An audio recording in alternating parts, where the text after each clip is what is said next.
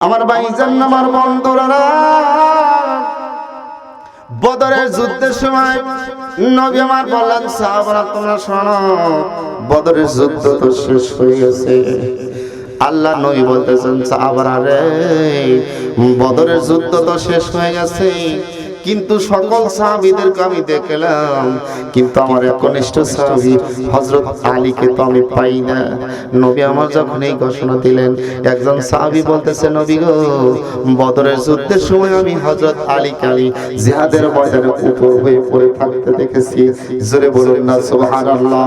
আমার ভাইজান, আমার বন্ধুরা, নবী আমার যখন এই কথা বললেন, একজন সাহাবী দৌড়ে এসে বলল, নবী গো, জিহাদের ময়দানে আলীকে, জিহাদের ময়দানে, বদরের জিহাদের ময়দানে আলীকে জিহাদের এক ময়দানের এক পাশে উপর হয়ে পড়ে থাকতে দেখলাম। আল্লাহ নবী বললেন, সাহাবারা তোমরা শোনো, তাড়াতাড়ি আলীকে আমার কাছে নিয়ে আসো। বাজান রে, কয়েকজন সাহাবীদের উপর, কাঁধের উপর ভর করে আল্লাহ রাসূলের বিশিষ্ট সাহাবী হযরত আলীকে যখন নবীর সামনে হাজির করে দেওয়া হয়, নবী আমার দেখলেন, নবী আমার দেখতে পায় যেই আলী জিহাদের ময়দানে নেতৃত্ব দিয়েছিলেন, সেই আলীর পিছন সাইড থেকে তীর মারা রয়েছে। নবী আমার বললেন, সাহাবারা তোমরা শোনো, আলী জিহাদের ময়দানে নেতৃত্ব দিয়েছিল, তীর বিঁধলে সামনের থেকে বিদার কথা, কিন্তু পিছন সাইড থেকে কেমন করে তীর বিঁধলো আমি নবী তোমাদের কাছে জানতে চাই। প্রশ্ন আসে কিনা জোরে বলেন। জিহাদের ময়দানে আলী যারা নেতা হবে, যারা সেনাপতি হবে, জিহাদের ময়দানে সবার সামনে থাকে, তীর যুদ্ধ হচ্ছে কাফের এবং মুসলমান, মুসলমানের মধ্যে মুসলমান তীর মারলে কাফেরদের বুকে লাগবে, কাফেরেরা তীর মারলে মুসলমানদের বুকে লাগার কথা, কথা ঠিক কিনা? সামনের থেকে বিদার কথা। নবী আমার বললেন, সাহাবারা রে, জিহাদের ময়দানে আলী সবার সামনে ছিল, তীর বিঁধলে সামনের থেকে বিদ্যার কথা, কিন্তু জিহাদের ময়দানে আলীর পিছন সাইড থেকে কেমন করে তীর বিঁধলো আমি জানতে চাই। নবী আমার এই কথা বলার পর মনে মনে সাহাবীদেরকে একটু সন্দেহ করতেছেন। এমন সময় জিবরাইল আলাইহিস সালাম আল্লাহ রাসূলের কাছে এসে বলতেছে, নবী আপনি তো জানেন না, আপনার ইসলামী দলের ভিতর, আপনার মুসলমানের দলের ভিতর এমন কিছু মুনাফিক টাইপের মুসলমানরা ঢুকে ইসলামকে ঘায়েল করার জন্য, ইসলামকে ক্ষতি করার জন্য আপনার কিছু, আপনার দলের ভিতর কিছু মুনাফিক টাইপের মুসলমানরা ঢুকে গেছে। এই মুনাফিক টাইপেরা ইসলামকে যত বেশি ক্ষতি করতে পারে, কাফের, বেদুইন, হিন্দু, ইহুদি, নাসারারা ইসলামকে। আমার ভাইজান, আমার বন্ধুরা, আমি আপনি যখন জান্নাতের বাগানের মধ্যে ঢুকতে চাই, আল্লাহ রাব্বুল আলামিনের একদম রহমতের ফেরেশতারা ডাক দিয়ে বলে, আল্লাহ গো, ইয়া আল্লাহ, আপনি নিজেই ওয়াদা দিয়েছেন কোন পাপিষ্ঠ ব্যক্তিকে আপনি জান্নাতের বাগানের ভিতর আপনি ঢুকাবেন না।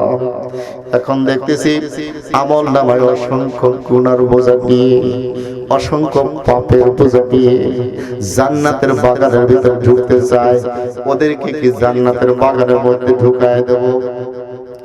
আমার সোনার ভাইজান, আমার বন্ধু, আমার একটু খেয়াল করে শোনেন। আমার আল্লাহ রাব্বুল আলামিন ডাক দিয়ে বলে, ফেরেশতারা রে, ওই বান্দা বান্দিরা কিসের উদ্দেশ্যে, কোন উদ্দেশ্যে আসছে তোমরা একটু জিজ্ঞাসা করো, আত্মাকে জিজ্ঞাসা করো তোমরা কি জন্য আসছো। বলতেছে কোরআনের ভাষায়, সামিয়ানা ওয়া তাআনা, শোনার জন্য, গ্রহণ করার জন্য, আমলের উদ্দেশ্য নিয়ে আজকে হইজর উত্তরপাড়া কবরস্থানের মাহফিলের মধ্যে আমরা ঢুকতে যাচ্ছি। আমার আল্লাহ রাব্বুল আলামিন ডাক দিয়ে বলে, ফেরেশতারা তোমরা সাক্ষী থাকো, আমার বান্দা যেহেতু আমল করার নিয়তে, গ্রহণ করার নিয়তে, জীবনের বাস্তবায়ন করার নিয়তে কোরআনুল কারীম শোনার উদ্দেশ্য নিয়ে পবিত্র কোরআনুল কারীমের মাহফিলের মধ্যে ঢুকতে চায়, ফেরেশতারা সাক্ষী থাকো, আমি আল্লাহ তোমাদের অর্ডার করতেছি, আমার বান্দার আমল নামায় যত গুনার বোঝাগুলো আছে জান্নাতের এক সাইডে রেখে দিয়ে ওদেরকে নিষ্পাপ করে কোরআনুল কারীমের মাহফিলের মধ্যে ঢুকায়া দাও। আল্লাহ রাসূলের হাদিস যদি সত্য হয়ে থাকে, আমার সোনার ভাইজান, আমার বন্ধুরা আমার, এই মুহূর্তে কিন্তু আমার আপনার আমল নামায় কিন্তু গুনাহ নাই, কিন্তু লক্ষ্য কিন্তু উদ্দেশ্য থাকতে হবে শিক্ষার উদ্দেশ্যে, আমল করার নিয়তে, কথা ঠিক কিনা আমার ভাইজান, আমার বন্ধুরা?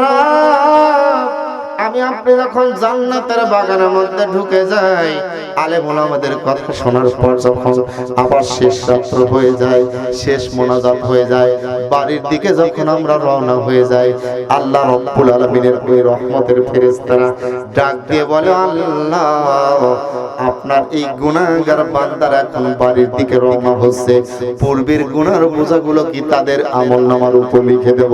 আমার আল্লাহ রব্বুল আলামিন ডাক দিয়ে বলে, ফেরেশতারা রে, আমার নাম হচ্ছে রহমানুর রহিম, গফুরুর রহিম।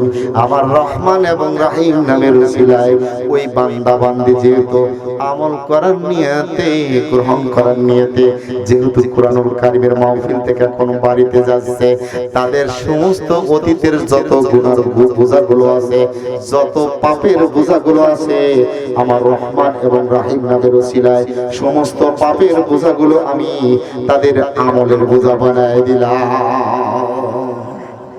জালসা শোনা লাভ আছে কিনা বাজান? আর জোরে বলেন আছে কিনা? তাহলে আমরা জালসা শুনতে রাজি আছি কিনা জোরে বলেন। আমার সোনার ভাইজান, আমার বন্ধুরা আমার, একটু খেয়াল করে শোনেন। আমি আপনি জান্নাতের বাগানের ভিতর বসেছি বাজান, জান্নাতের বাগানের ভিতর বসেছি, কিন্তু জান্নাতি কাজ করি না, জান্নাত কি পাওয়া যাবে? জোরে বলেন, পাওয়া যাবে কিনা? জান্নাত পাওয়া যাবে না, কারণ জান্নাত কিন্তু এমনি এমনি আল্লাহ দিবে না। জান্নাত আল্লাহ রাব্বুল আলামিন এমন জান্নাত বান্দাকে, বান্দার জন্য আল্লাহ তৈরি করে রেখেছেন, জান্নাতুম তাজরি মিন তাহতিহাল আনহার, যেই জান্নাতের তলদেশ দিয়ে নহর প্রবাহিত হতে থাকবে, ঝর্ণা প্রবাহিত হতে থাকবে, ওই জান্নাত কিন্তু বান্দাকে এমনি এমনি দিবে না। আল্লাহ রাব্বুল আলামিন বান্দার আমলের উপর বেসিস করে আল্লাহ জান্নাত দান করবেন, কথা ঠিক কিনা? তাহলে আমাদের আমল বাড়ানো দরকার, কথা ঠিক কিনা আমার সোনার ভাইজান, আমার বাবাজিরা?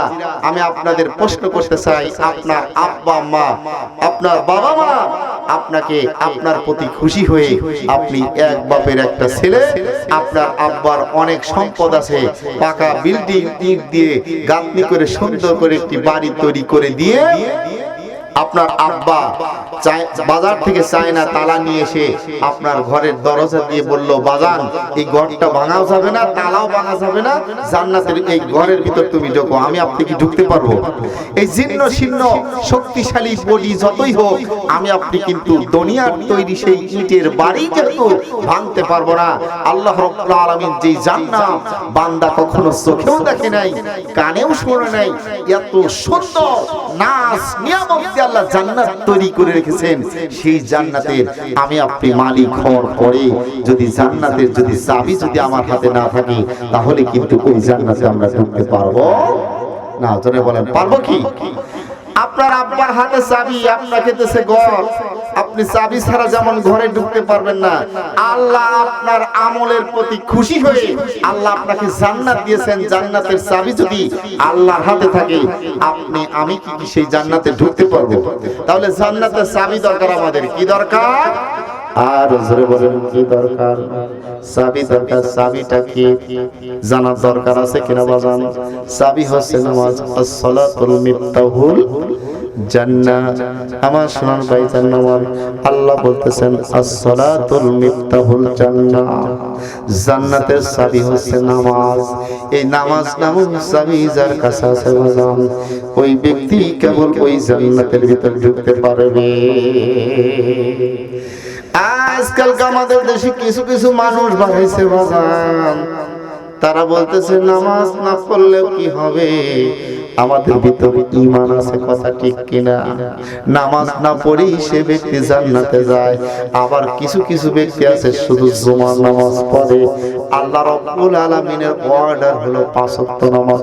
বলেন কয় ওয়াক্ত? আল্লাহ রাব্বুল আলামিন পবিত্র কোরআনুল কারীমের ভিতর আল্লাহ জানিয়ে দিয়েছেন, ইয়া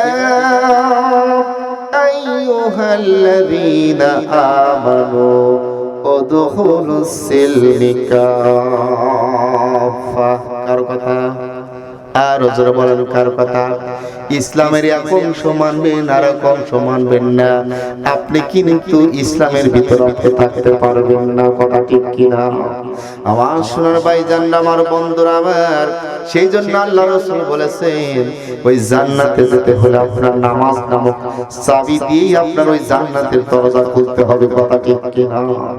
আমার সোনার ভাইজান, আমার বন্ধুরা আমার, একটু খেয়াল করে শোনেন। তাহলে জান্নাতের চাবির নাম কি ভাই? একটু জোরে বলেন, কথা বলবেন আমার সাথে। জান্নাতের চাবির নাম নামাজ। as-salatu মিফতাহুল জান্নাহ। জান্নাতে যেতে হলে আপনার নামাজ নামক চাবি দিয়েই আপনাকে জান্নাতের দরজা আপনি খুলবেন। তাছাড়া কিন্তু আপনি জান্নাতের মালিক হওয়ার পরেও আপনি জান্নাতে ঢুকতে পারবেন না। তাহলে জান্নাতে যেতে হলে যেহেতু আমাদের চাবি দরকার, সেই চাবি হচ্ছে নামাজ। আজকের থেকে আমরা প্রতিদিন 5 ওয়াক্ত নামাজ করব ইনশাআল্লাহ। কি ভাই, পড়তে পারবো তো? রাজি আছেন? আমরা যারা পড়ি না, আমরা আজকের থেকে ওয়াদা করব যে জীবন গেলে কখনো নামাজ ছেড়ে দেব না, যদি জান্নাতে যেতে চান। তাছাড়া কিন্তু জান্নাতে ঢুকতে পারবেন না। তাহলে জান্নাত, কিন্তু আমরা অনেকে আবার এই নামাজ পড়তেছি, কথা ঠিক কিনা? নামাজ পড়ি, নামাজের ভিতর ফরজ কয়টা, নামাজের ভিতর ওয়াজিব কয়টা, নামাজের ভিতর নামাজ ভঙ্গের কারণ কয়টা, এমন কি ওযুর ফরজ কয়টা, এটাও আমরা জানি না। তারপর আমরা নামাজি, কথা ঠিক কিনা? এই নামাজ কিন্তু আমার আপনাকে খারাপ কাজ থেকে ফিরাইতে পারবে না। আল্লাহ রাব্বুল আলামিন পবিত্র কোরআনুল কারীমের ভিতর আল্লাহ জানিয়ে দিয়েছেন,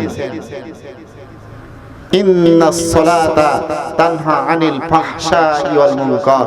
নিশ্চয় নামাজ মানুষের যাবতীয় অন্যায়, অত্যাচার, নির্লজ্জ, বেহায়াপনা কাজ থেকে মানুষদেরকে দূরে সরায় রাখে। এখন দেখতেছেন যে আমরা নামাজি ব্যক্তি অন্যায় করতেছি, নামাজি ব্যক্তি পরের আল ছাড়তেছি, নামাজি ব্যক্তি আমরা কি করতেছি? চায়ের দোকানে গিয়ে আমরা কি করতেছি? গীবত করতেছি। ভাই করে না? মসজিদ থেকে বের হয়ে চায়ের দোকানে গিয়ে আমরা গীবতে লিপ্ত হয়েছি। আল্লাহ রাব্বুল আলামিন পবিত্র কোরআনুল কারীমের ভিতর আল্লাহ জানিয়ে দিয়েছেন, ফাইজা ফারাগতা ফানসাব ওয়া ইলা রাব্বিকা ফারগাব। যখন তুমি অবসর পাবে, তুমি তোমার রবের ইবাদত করবে। কার ইবাদত করবে? আর যারা বলেন কার ইবাদত করবে? কিন্তু অবসর পেলে আমরা চায়ের দোকানে বসে বসে গীবত করি। ভাই, আপনাদের এলাকাতে গীবত করে না? সারা দিন পরিশ্রম করছেন, সন্ধ্যার আগ দিয়ে মাগরিবের আগ দিয়ে আগে এসে আপনি চায়ের দোকানে বসলেন আর আপনি গীবত করলেন। আল্লাহ বলতেছেন, তোমাকে আমি কাজের জন্য সৃষ্টি করেছি, তুমি কাজ করে খাও। আল্লাহ এজন্যই বলেছেন, ফাইযা ফারাগতা ফানসাব ওয়া ইলা রাব্বিকা ফারগাব। তুমি যখন অবসর পাবে, আচ্ছা অবসর পাবে, তাহলে অবসর মানুষ কোন সময় পায়? কাজের পরেই তো পায়। কিসের পরে পায়? কাজের পরে পায়। আল্লাহ বলতেছেন সেই কথা, তুমি যখন অবসর পাবে, তুমি তোমার রবের প্রশংসা এবং গুণকীর্তন করবে। জোরে বলুন সুবহানাল্লাহ। তাহলে আমরা যে নামাজ পড়তেছি, নামাজ পড়ার পরে আমরা গীবতে লিপ্ত আছি, এই নামাজ আমার আপনাকে খারাপ কাজ থেকে ফিরাতে পারতেছে না। আর আল্লাহ বললেন, নামাজ পড়লে অবশ্যই সে খারাপ কাজ থেকে বিরত থাকে। আমি আপনি নামাজ পড়তেছি, গীবত করতেছি, বুঝতে হবে একজন ব্যক্তি নামাজ পড়ার পরেও যদি তার চরিত্র সংশোধন না হয়, নামাজ পড়ার পরেও যদি তার গীবত থেকে যদি সে দূরে না থাকতে পারে, নামাজ পড়ার পরেও যদি হিংসা, পরশিকাতরতার মধ্যে লিপ্ত থাকে, বুঝতে হবে আল্লাহ রাব্বুল আলামিন যেই নামাজের কথা বলেছেন, সেই নামাজ আমি আপনি পড়তেছি না। কথা ঠিক কিনা? সম্মানিত হাজিরিন, সেই জন্য নামাজ পড়তে হবে রাসূলের তরিকা অনুযায়ী। জোরে বলুন কার তরিকা অনুযায়ী? আর যারা বলেন কার তরিকা অনুযায়ী? রাসূলের তরিকা অনুযায়ী। আল্লাহ রাসূল কি বলেছেন? সাল্লু কামা রাআইতুমুনি উসাল্লি। নামাজ পড়ো, আমি রাসূল যেই নামাজের কথা বলেছি, যেই নামাজ আমি তোমাদের শিক্ষা দিয়েছি, সেই নামাজ তোমাদের পড়তে হবে। আমার সোনার ভাইজান, আমার বন্ধুরা, তাহলে নামাজ পড়তে হবে কেমন করে? আল্লাহ রাসূল বলেছেন, সাল্লু কামা রাআইতুমুনি উসাল্লি। নামাজ পড়া আমি রাসূল তোমাদের যেই নামাজের শিক্ষা দিয়েছি, এই নামাজ যদি তুমি পড়ো, তোমার এই নামাজই তোমার খারাপ কাজ থেকে দূরে সরাবে। কথা ঠিক কিনা? আমার ভাইজান, আমার বন্ধুরা, সেই জন্য নামাজ পড়তে হবে। সাহাবীরা যেরকম নামাজ পড়েছেন, এই নামাজ যদি আমি পড়ি তাহলে আমার এই নামাজ আল্লাহ পর্যন্ত আমাদের পৌঁছে দেবে। কথা ঠিক কিনা? আমি আপনি নামাজ পড়তেছি, পরের আল ছাড়তেছি, নামাজ পড়তেছি, পরের গীবত করতেছি, নামাজ পড়তেছি, হিংসা পরশি কাতরতার মধ্যে লিপ্ত আছি। কিন্তু আল্লাহ রাসূল বলেছেন, সল্লু কামা রাআইতুমুনি উসাল্লি। নামাজ পড়ো, আমি রাসূল তোমাদের যেই নামাজ শিক্ষা দিয়েছি, এই নামাজ যদি তুমি পড়ো, তোমার এই নামাজ আল্লাহ পর্যন্ত তোমাদের পৌঁছে দেবে। জোরে বলুন সুবহানাল্লাহ। আমার ভাইজান, আমার বন্ধুরা,